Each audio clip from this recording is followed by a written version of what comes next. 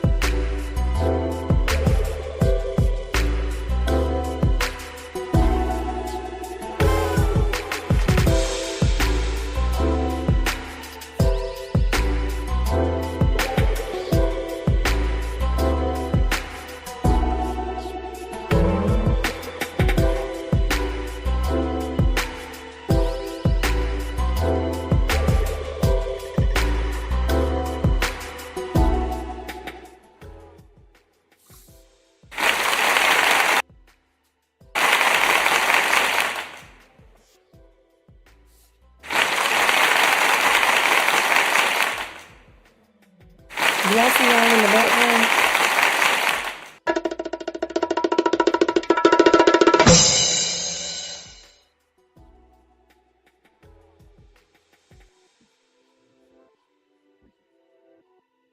Hey, Hey. good night. Hey. Good, oh Hey. my God. Hey. Okay, good night, everybody. Welcome to live run of Black Marriage and Family. Just wanted to come on and get prepped for an upcoming new season. We've been having a lot of behind the scenes runs, so I thought it was like, hey, let's have a quick a live run to make sure we are in place. Systems is running, everything is ready to go, and we are where we need to be. Good night, ladies. How y'all doing tonight? My system is not running tonight. Your system not running? But I'm here though. I'm here. What kind of system you got that's not running? I'm tired, brother. Oh, I mean, I think kids wore me out. The kids wore you out? The kids wore me out today. I'm tired. I had vaping in my classroom. I thought people was being worn out from making all these cartoon pictures of themselves on AI. I ain't even tried to make those. I ain't even tried. This why I'm gonna log right off and hang up on you. Cause you Right. always what ghost watching somebody and got something to say. Oh wait, Jaiquetta, you were making the what you call it? Yep, I No, sure listen, did make one. But every Jay, time I do something, he come He with me. watching. Yeah, listen, and then come say something like, "Shut the fuck up." no, He no, in the background. listen. That big brother in us. That's what he doing. This is not about you, Jay. It's about the people. Whatever. This is a great example of the kind of phenomenons and the kind of things that we'll be talking about on Black marriage and family. Don't try to Notice switch it up, my nigga. It's a little Don't. shade. Okay. A little shade. Always. He how always start everybody I see. whatever. Listen. Everybody Whatever, I Ron. see. I'm gonna start using your own tactics on you. I went to the. Hell. I went to the. Listen. Went into my COO's office, right? And he even had one. I said to him, I say, man, we had time to make this thing. Like 3 hands, you got all these degrees in one hand and things and here and there. And I said, whoa. You see how they made me look like the holy fertile Zeta? Well, I mean, and this is what, and the reason why I'm even bringing that up, because I'm curious, and I know that you can tell us, because me and Phan are just probably oblivious to how this operates and what happens and what could happen. So I wanted to get a little bit of knowledge from you, Jay, tonight, for you to share. How is this working? What happens? What's the deal with it? What you mean? How do you get the cartoons? Like, yeah, how's this all? All you do is you go to Chat GBT and you type in. It tells you. Facebook actually put it up. It's like type in Chat GBT, make a caricature of me doing my jobs or what jobs I do. And so all I did was, and then you upload like a picture just of your face, Mhm. and then they make the whole cartoon. So in the background, it put all the stuff. So I put that I'm a Zeta, I'm a mother, I have my notary, and I'm a minister. And that's when they gave me all of those kids sitting around. Well, that's what I was wondering. Like, where did the kids come from? Well, I told them I had, like, when they told me, they'll tell you, like, they'll prompt you, like, well, how many kids do you have? Or, it won't make it right away. It'll ask you other questions like, well, how many kids do you have? Or, like what just very particular questions, Well, they very asked you particular how they questions. asked. So they would ask you about your own personal kids, because I seen the one So that had the kids sitting there, put the girl in jeopardy about, The biggest question is, Ryan, why don't we have one? What's who? but wrong with us? let me tell you, you should have it. It actually, okay. So my opinion is this: that this is the world that we live in, right? Right. So everyone actually should have one of these, because even this show could have one. If the three of us put a photo in there of the three of us and put Black marriage Y'all didn't see that counseling. photo? Y'all didn't see the photo for the show? I saw something, but I couldn't really All look. I Let me saw show y'all what was shirt I got on. Let me show y'all how tired I am, okay? I'm gonna show y'all my shirt. I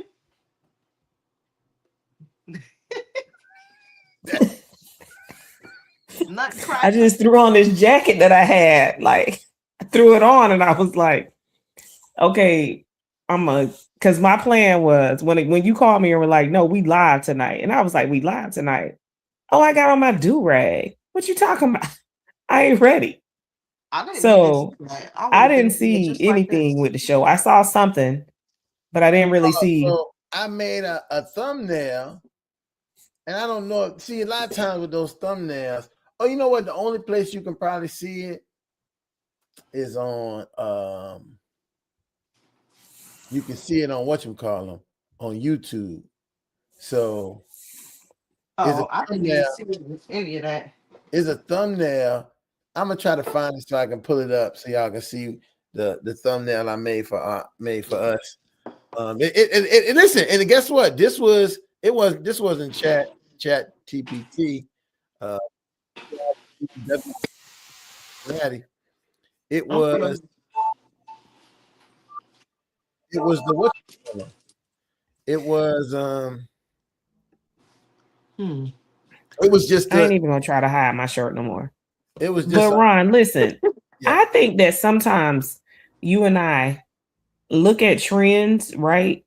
Okay, so I be having like my own little trend. I just don't have. I didn't have time. I mean, I don't know.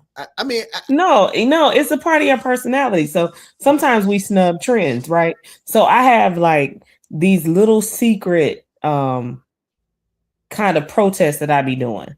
Like I won't go to Starbucks, right? Well, for one, I think Starbucks is nasty. But for two, I just get irritated that everybody likes Starbucks. Nobody actually cares. But I do feel like sometimes you and I will have like these silent little protests, and then we'll try to make things not be significant that are significant. Right. Okay, so I think we need to work on that. Well, I mean, I ain't trying to work. Listen, no, we need to work on that. It's dismissive a little bit. Like one of my friends called me out on being dismissive, and I was like, you might be right. Like I could literally be dismissive of things on purpose and act like I'm not doing it on purpose because it's become a part of my personality. Mm-hmm. Okay. I don't know. I mean, if it wasn't one of my good friends who called me out on it, I might not ever have like thought about it being harmful because I'm not dismissive to things that are important, right? Uh-huh. But I could be like, oh, I'm not doing that. You might not think you're dismissive to things that are important. They're not important to you. They might be important to. Right. Yes. So listen, here we go. I'm gonna show you what. Can you see this right here? See how he just dismissed that whole conversation? Right. No, I'm trying to show y'all. All good though. I'm trying to show y'all this. I can't see that little thing. Look, wait, let me make the screen. You just gotta. I'm gonna make it. I saw it with my hand, with the flicked hand. Okay. No. I mean, it's like my hand is growing from your dashiki. But okay. No, that's just a quick do, man. It's something I did quick. So we need to take that and put it in chat so we can become animated. I'm about to try to do it right now. And then I'm gonna send it to you. Somebody got to get us on it. Look at this. No, Jaiquetta know how to do that stuff, man. She an excellent social media influencer. That's the problem. We are a part of that generation who's on the tip of knowing how to do it and not do it. So somebody was talking to me about even being on here like fashion wise and just kind of doing things with like women my age or whatever. And I was like, as much as I want to get dressed, I also don't want to be bothered with social media. I think that's a part of that age we in. Yeah, well, I mean, listen, you better enjoy life, man. Don't let all this foolishness. You got people knocking off. All right, so quick question. Yeah. I got to look at Russell's. I think it's excellent what you're doing with the everyday heroes. No, that's not every. Okay. Yeah, I see. That's what I'm talking. See, only some people can get that. Just we don't need to always. He just was. His birthday was that day, and so in that damn Black History Month, his birthday. So I wanted to say, hey, let's get somebody whose birthday is that day. No, I think that's real cool. Real cool. Yeah. Because today was what, Trayvon Martin? Yeah, today was Trayvon Martin's birthday. So I did that this morning and made sure, we kind of like look at Trayvon Martin. I made a mistake though. I probably did have sleep when I was making. I made a mistake. I got on Clayton Powell. His birthday ain't in February, but somehow it came up that his birthday. See, that's why this is why I don't like the internet, right? Because you do something fast, you got to research, you got to know where you go to research, get the right stuff. Mm-hmm. You know what birthday is today? Bobby Who? Brown. Oh, that's my boy. You know they in concert right now. I have to go to that concert. Oh, I'm yeah? one of the biggest Bobby Brown fans that I'm a huge Bobby Brown fan. Oh. So I gotta go. I gotta go. So what, you going to Bobby Brown? You going to Bobby? So I do want to ask y'all this, talking about like Trayvon. How did y'all feel like a couple of weeks ago? We didn't get to talk about this because I think we were wrapped up in that man who was messing with that 9-year-old, but y'all said it was a 12-year-old, but I felt like she was 9, and I do still feel like that's the same age, 9 and 12. But we'll debate that some other time. How did y'all feel about like George Zimmerman talking about he was broke and had nowhere to live and people repeating it? Like, I cringed at the fact that people kept repeating it because I felt like it gave him relevance. When was this? Oh, this was like a couple of weeks ago where they were like, George Zimmerman is saying that he's broke and some other junk. And I was like, why do we keep repeating what George Zimmerman is saying? Like, who cares? Yeah, I mean, I think that that's one of the examples of when we have people. I must have lost Jaiquetta. How we lost Jaiquetta? Oh, I'm sorry, live audience. I'm tired. You asked that question, and I think about like, why is George Zimmerman even important, right? And I guess here is the point: George Zimmerman actually wasn't important, right? Until now, he became important, because Trayvon's birthday, and things irrelevant. Like that. I'm like, if anything, he's gonna make money off of. I have to take you with me because I wasn't really prepared for tonight, so I have to take you with me and get you on some charge. But yeah, like I'm like, this man is not even relevant at all, and we just gonna give him some relevance. But yeah, so that happened while we were talking about the other man who shot himself in the head, and then we never really even heard anything. And then we haven't get think about this. You ever really get a conclusion to that because we'll end up what happening. Next thing you know, next thing I know, R. Kelly's accuser came out, right, with her, and you can see her face now. Tell all book and all these things, and I think that. How do I even describe this? That this media monster is very dangerous for us as people. Mm-hmm. I know that people can say, "Hey, they enjoy it. It's a good space. Is for fun. It's enjoyable." Things like that. But I also can't understand like what happens. It's just a money. I think anything that makes this much money. I mean, I'm always talking about the irony that Fox News is so conservative, but the network has the oldest reality TV show, Cops, and then it has the gayest show, Glee, and it has all of the drama. It's almost like, how do we not put those pieces together? But at what point do we stop pimping ourselves out? Like, at one point, do you just say, "Hey, I'm not going to be a part of like these news things"? Like, but we're never going to be there because we always need relevance. Well, and again, why can't we get our relevance from the old-fashioned way, from our family, from our friends, from people that matter, who really have our best interests in mind? I mean, for me, I realize that there are people who are more concerned and will listen and react and respond based on what people will say on this little device than they will do for people who are right there, who stand by them and support them and work with them. So I think that's for me is one of the the problems that we sometimes have. Speaking of that, I'm gonna jump subjects real quick. Mm-hmm. I'm often surprised that you're in a fraternity. Yeah, why? Because there's just so much well, listen, okay. Togetherness. Let me it's funny you said there's so much assembly. that has to happen. Yeah, but that Assimilation. That's what I'm looking it's for. all of that. But again, I think one of the key points of it is, and I think that this is very, it is even sparked in, my line name, like being like outcast, like outside of what, wasn't in part. But I think that, a big part of it is people will belong to things, right? And I think that, and I say this all the time, and it's very clear. I say that, if the brothers didn't come to get me and tell me that I was worthy, that they wanted me to be a part, I probably wouldn't be in it.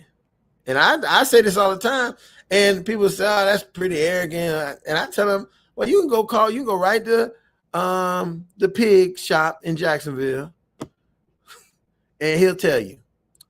He was the one who came and told me, Melvin. You know Melvin. Mm-hmm. Yeah, Melvin was the one who pointed me in I was working. Larry Witt was having there was something in the chapel, and it was interrelated to, and I was working on somebody's pageantry or whatever, and Melvin was there. Just so you know, if you're in Jacksonville, you're looking for some good barbecue, chicken, ribs, everything. Smoke in the City. Look it up when you get there. Smoke in the City. Ask for Melvin. Tell him that Ron sent you, and they'll fix you right on up. Smoke in the City, Jacksonville. Smoke in the City. Anyway, so there's a small commercial. I see. I mean, you might get a rib. Extra. He use sausages. I mean, I just let you just plug it one time for Mel. Well, listen, I go to see him all the time. One time for pig. Okay, that's my man. No, Smoke in the City. It's called Smoke in the City. Okay, all right. Smoke in the City. So when he kind of cornered me in that corner and said, you should check out your man. And I'm glad Jaiquetta coming back, because she can speak to a little bit about that same question you asked to me, right? Because I think the same thing acquires to her in some capacity. He said, I see what you're doing. You need to talk to Derek and Nate in the spring. You need to reach out to them. And, from that point on, that let me know that maybe they, but again, that's not, again, here, it's funny because I think another organization at the school was maybe trying to groom me, right? Me, because they was in close proximity to me when I was in a younger stage, right? Hold on a second, y'all. Ma'am, I'm well. I'm not sure.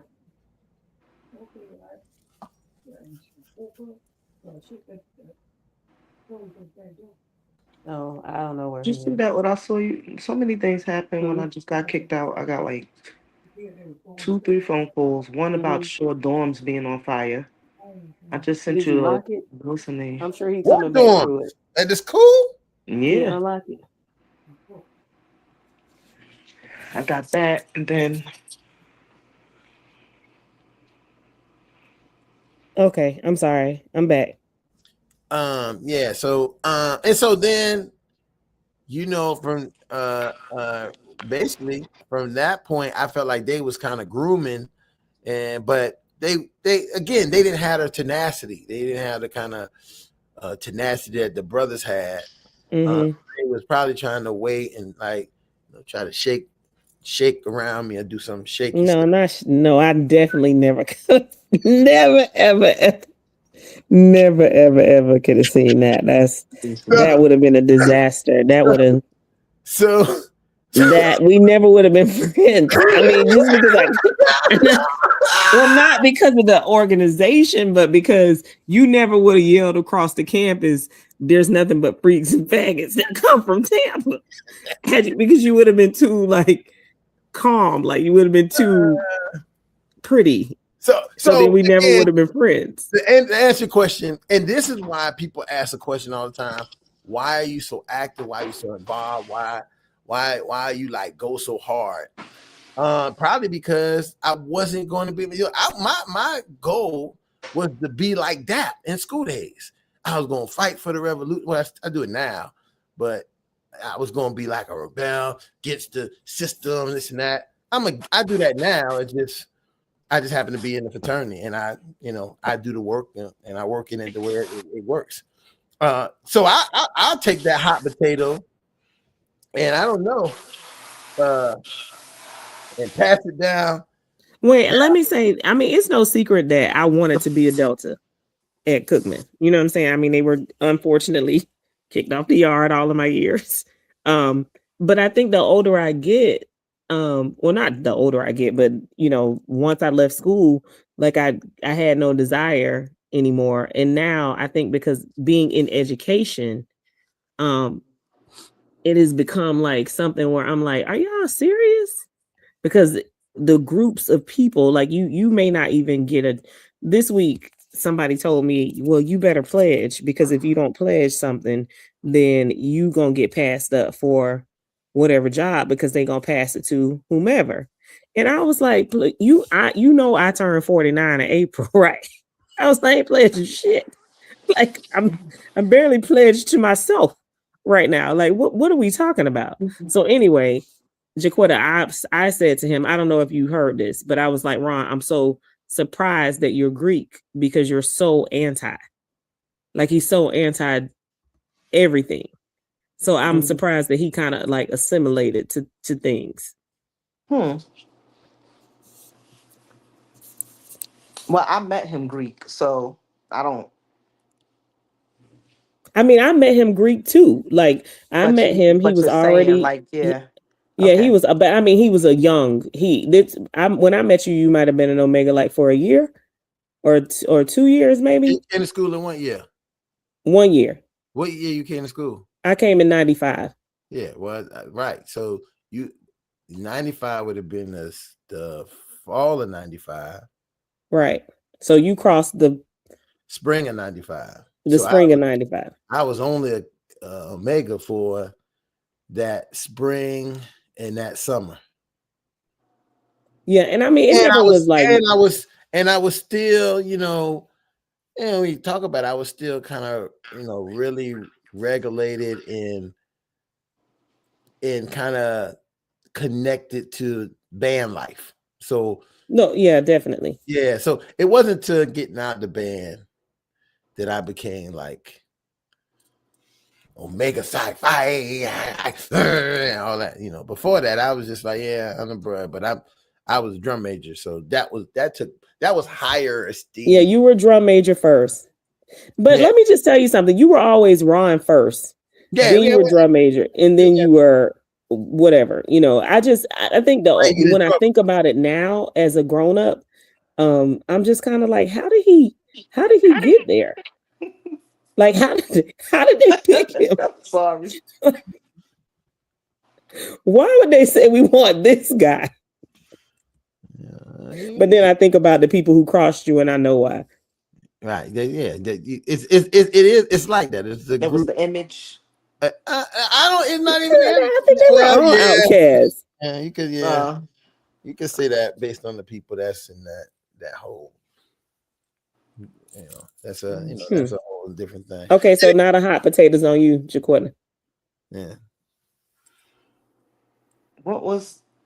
I just chimed in. I don't even know what. Oh, listen. Lucky I ain't put. I was gonna put your profile picture on the thing, but I went and found another picture, just you looking. Your decision to become Greek. Oh, listen. Go ahead. I want to, and as you do that, I want to come when Jaiquetta finish. I'm glad that you brought this. Fine, you must be reading my brain, because I want to, as soon as Jaiquetta finish, I want to bring something up, and I want to hear y'all thoughts about it. So the question is, why did I become Greek? Yeah, I mean, I'm just curious, because you kind of outcast too.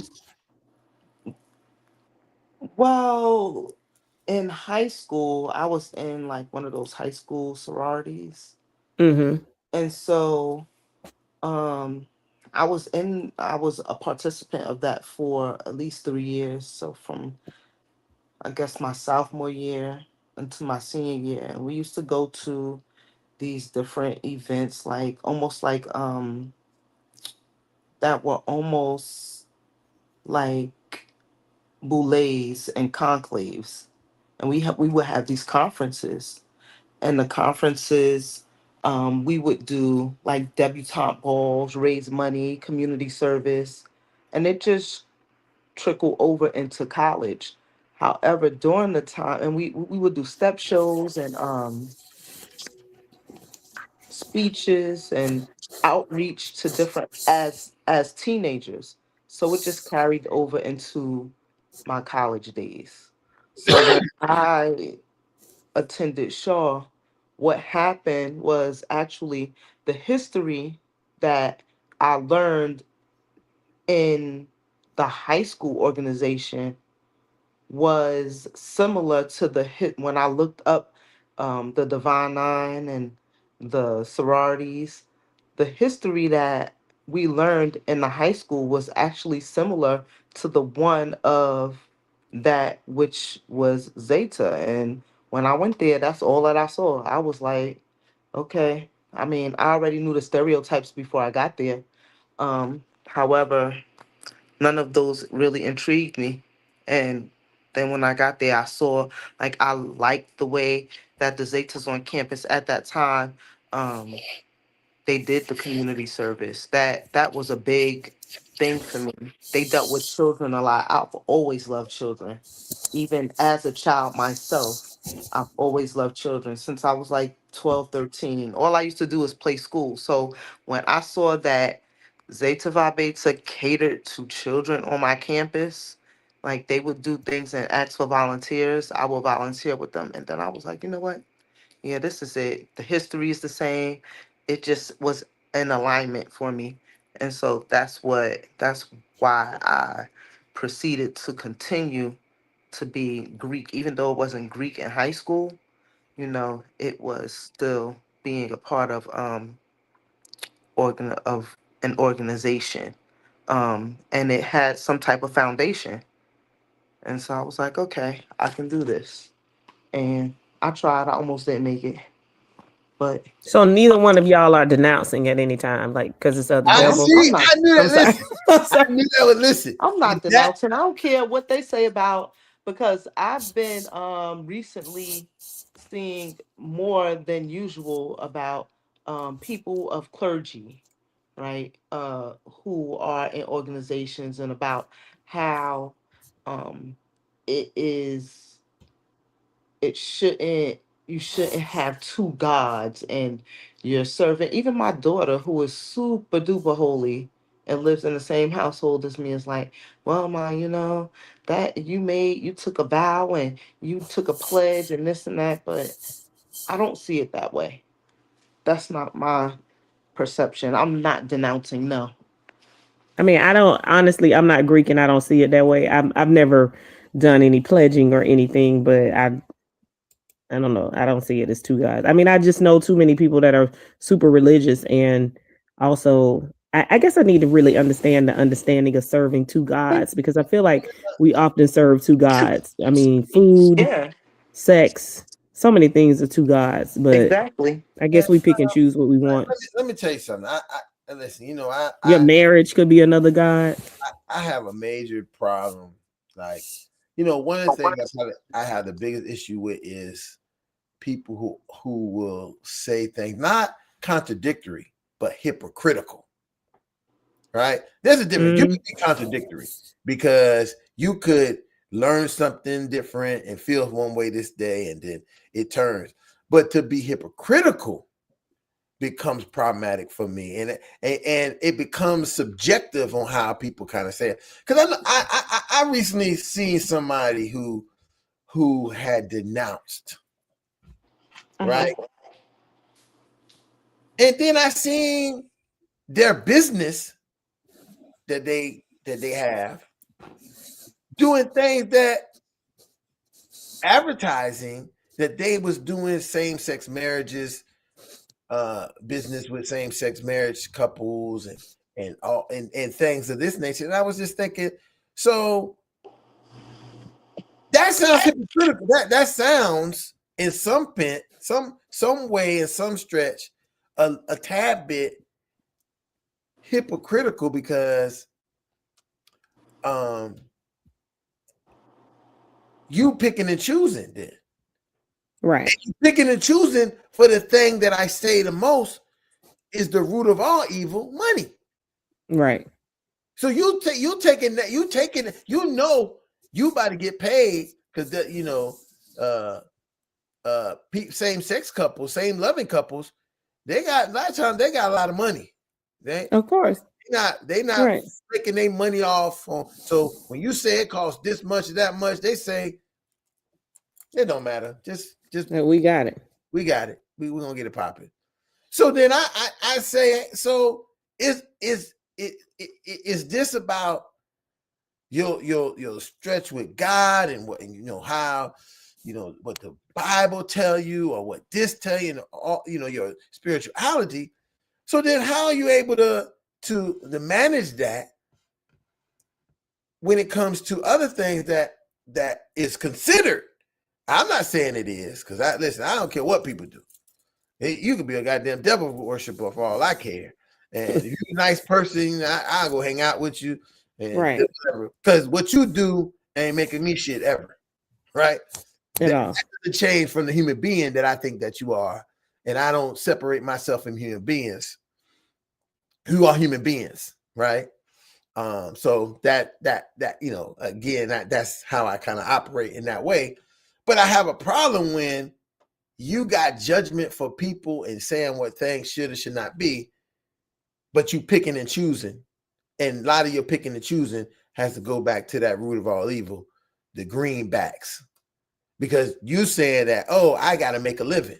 Well, if you really got to make a living, you ain't got to make a living that way, just like anything else you're talking about. I mean, but honestly, don't you think that picking and choosing is a way of life? Like, I think that sometimes when my best friend and I were talking about this, the whole God thing, I think that sometimes when we find ourselves in trouble, or we find ourselves like maybe wanting more and we feeling like we need to sacrifice something, I think that's how people maybe get into that whole serving two gods. Like when you're not satisfied in life, in the world, and I think everything about religion tells you that you have to give up something to get something, right? And so I think that's when people start choosing the thing that they're gonna give up. And sometimes I feel like that thing is the thing that they may think that they spend the most time on, or the thing that they spend like not the thing that they ruminate on, but like the thing that they enjoy. Because you'll often hear people say, today, for example, I had a little girl who was in my classroom who's a little overweight, right? And she was like, I need to lose weight. And I was like, well, that's pretty much the first step to losing weight, that that you need to lose weight. And she was like, I'm just going to stop, eating this. And I was like, why don't you just stop drinking that particular juice this month? I was like, you want to go in, and I think sometimes people just need we've been taught that you can't have too much pleasure. And the reason why things are not working for you is that you have too much pleasure in your life. So, now I'm going to denounce like this group of people that I've been with, that I did all the fucked off stuff with for however long. I'm going to denounce them because now I'm serving two gods and I want my business to get straight, or I want this to. It's almost like we just been taught that we have to sacrifice to win, to gain. And I'm not sure if that's how things work, that you got to sacrifice to win. Well, let me tell you this. I found that in a very large sense, and again, this could be very isolated, or not even isolated. It can be suppressed to us as Black people, right? Because this is Black marriage and family, so I can speak Black stuff. To Black people, that we look at things only in our box, right? Mhm. And so the question sometimes I be having is like, how is it that listen, that denouncing thing is for who? Us. You see what I'm saying? So where is it that we then became the individuals that have become the masters of denouncing? Because we Well, don't. I mean, I just figured that y'all may have really actually sacrificed the lamb in your pledging process. Like, I'm Listen, like, like, what did y'all do? Like, I mean, did we? listen, I was like, I don't get it. I I'm recently was confused. talking to somebody and they didn't understand once they had a privy into what we do, right? Yo, do you realize that every meeting, any Omega meeting I ever been in, opens up with a prayer for the Lord Listen, Jesus Christ? No, listen. Opens up for a prayer for the Lord Jesus Christ of Nazareth. And ends. And ends. So With a prayer. somehow, if you believe that we have somehow, we don't have an old Omega, we pray to you, the great supreme Omega. We don't got, listen, every organization, and I'm pretty sure I had Jaiquetta can maybe back me up. At least we can talk about Omega and Zeta. We begin and end with the Lord Jesus Christ. So if within that time of beginning and ending with the Lord Jesus Christ, and most of the time when we get together, is about meeting and doing something for our communities. That's because the majority of the graduate chapter, the majority of the chapters, period, is for doing something for our community. It's a community-based thing. Yes, people be partying, they have a little get together, but the main purpose of them raising money, not raising 30% of the money they raise and put 30% to service. They raise money, and all the money they be raising go to service, because they're not. Most of the organizations are what I call them. Mostly they're not for profit organizations. So they at the end of the year they can't have money that they saved. They have to, everything has to be accounted for through their budgets. And most of the money that they make is earmarked for either maintaining the organization or giving away for community and upliftment other people. So it sounds like to me that it's an individual choice how much you make that part, your Greek life, your identity, or how much you weaponize it. I'm not gonna, well, I can say weaponize it in some sense, in some instances, but how much you make it your identity or you worship it is your own individual choice. I think so. I mean, I believe that if you, in a big sense for me is, listen, nothing is my God. You understand? Right. Nothing. Right. And so in many instances, I believe that if it doesn't serve me for my spirit, because I'm a spiritual person, I walk away from it. Right. And here's another thing that I say, that when you get self, Phan, I talk about this all the time. Maslow hierarchy of needs. The triangle. When you at the top of the triangle, you self-actualize, none of this shit matters. Your mind pattern, what you're thinking about, is about none of that. You're thinking about no longer about things you need and how self-conscious about. What you start thinking about is how can your life benefit other people? What you do and how you operate, how can that benefit other people? How can that change lives? And you're not thinking about these other things, because those other things are no longer important, because most of the time all your needs are being fulfilled. That don't mean that you got to be rich, you got a jet, your needs are fulfilled for you as the individual that you are. And that's a place to get to, because as I continue to tell, the majority of people in the world largely in North America and surrounding capitalist countries, are just trying to survive. Meanwhile, in third world countries, people are living. Now that might sound crazy. No. I look at the way they. Okay, this is gonna bring us full circle, right? Huh? I look at the way you can look at other countries display love to each other, display like intimacy, like it just looks completely different than sometimes how we look in the US, right? So I feel like until you become that whole self-actualized person, I'm not sure how much you can actually participate in like love. We all will because it takes a while for us to get there. But I think that's why marriage and relationships become such a journey, like an uphill battle, because we're trying to get there for ourselves and for our partners and then for our children.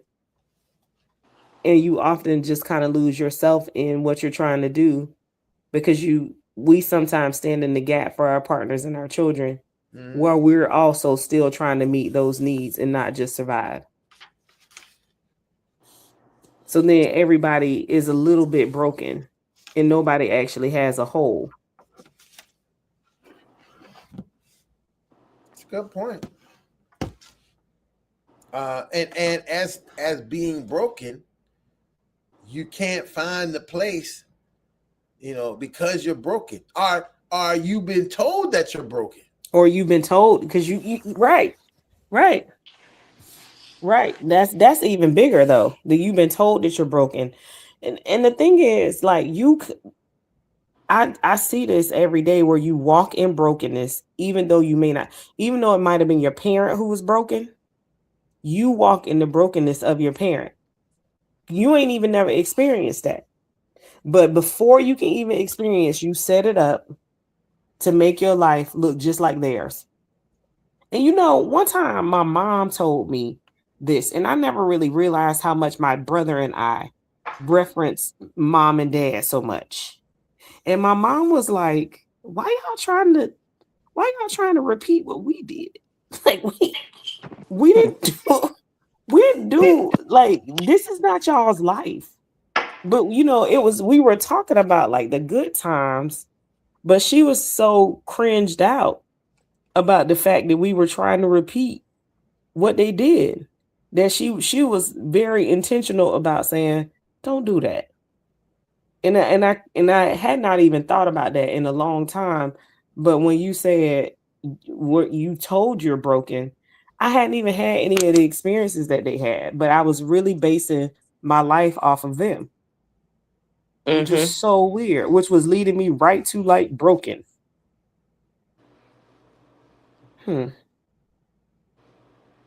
But you probably didn't realize that it was a brokenness that they were in.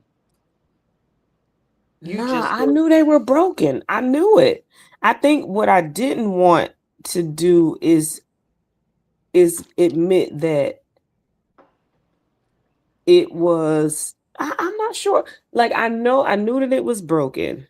But you know how sometimes you live in like a fantasy kind of world. I think I didn't really want to believe out loud that the brokenness had affected us in a negative way.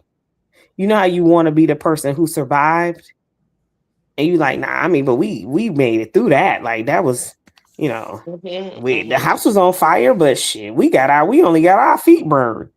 Like that's how I think we were kind of trying to do. We were trying to like romanticize it in some kind of way.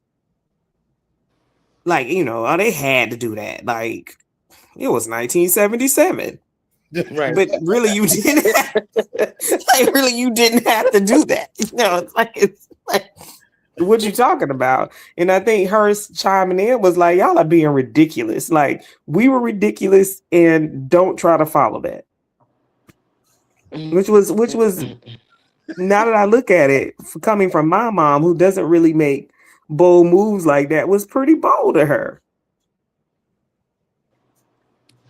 What do you mean bold moves?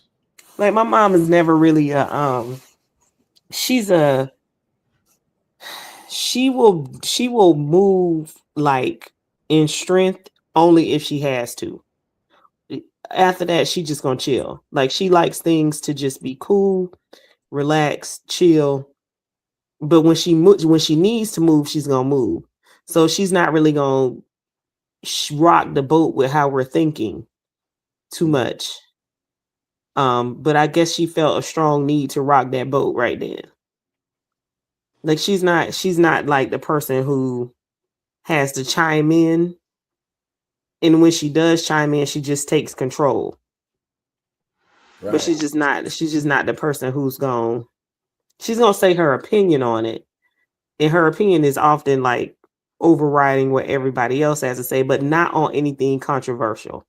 Like it's always gonna be, I'm not gonna call her surface, but she's always the person who is not will be the neutral person in the room. She's not gonna be the person who sparks up. Like me, I might just say, I bit that rabbit's head just because I wanted to start some shit. Where she's not a shit starter. Right. Mm.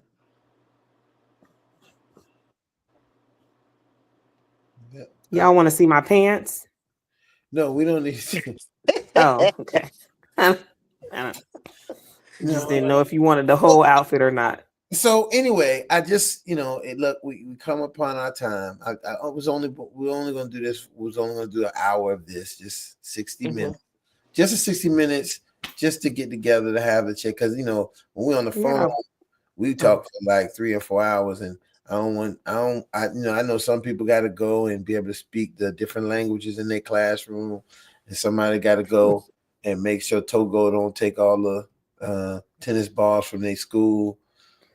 We have a morning with the mayor in the morning. Oh, see, sure I'm gonna go get myself prepared for that.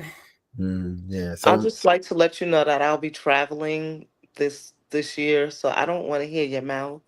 Thank you. Traveling. Listen. Listen.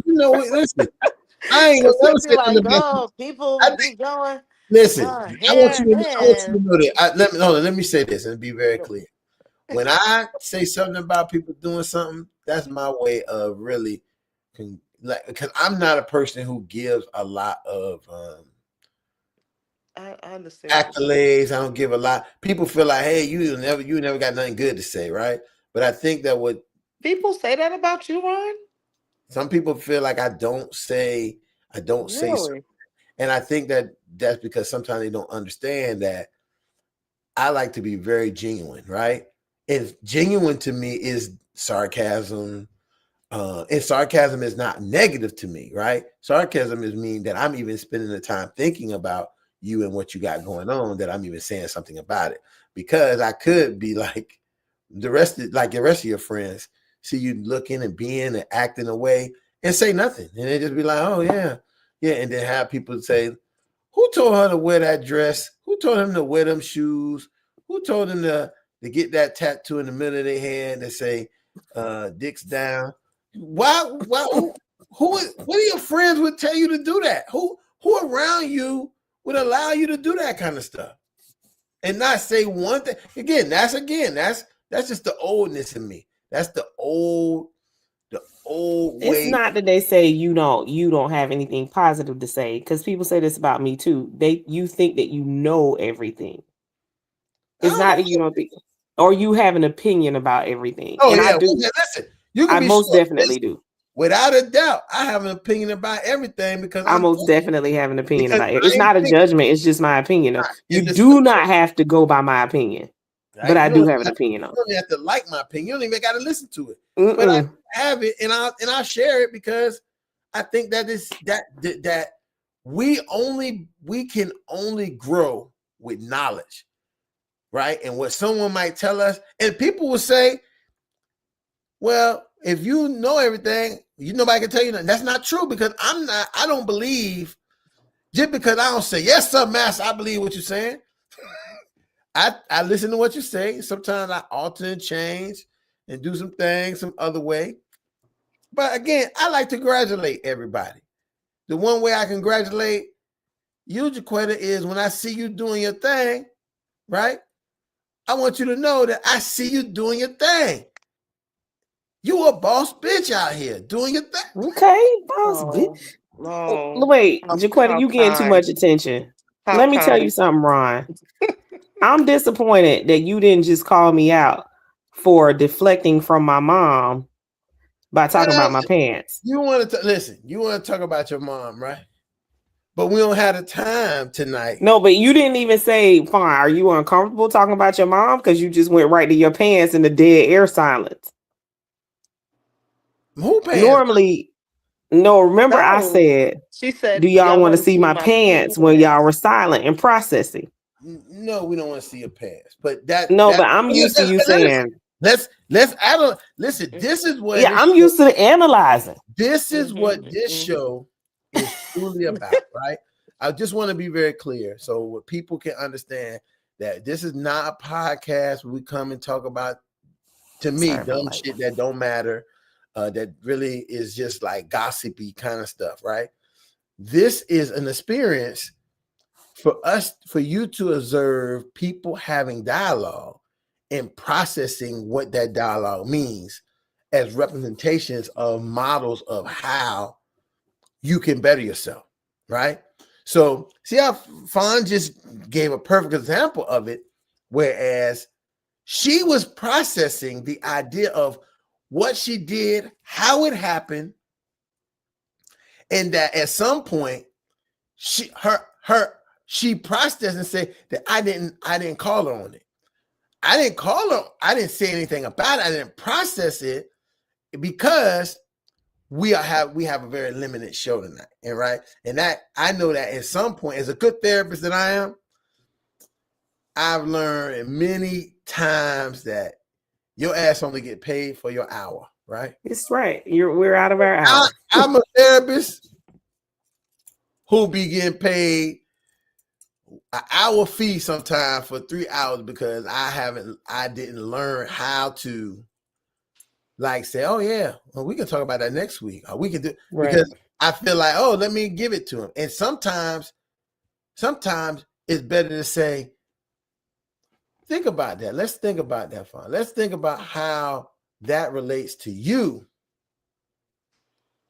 What you was thinking about your mother. You know, because that's enough. We can go back to Jaiquetta. Where you going before we hang up? Where you going next?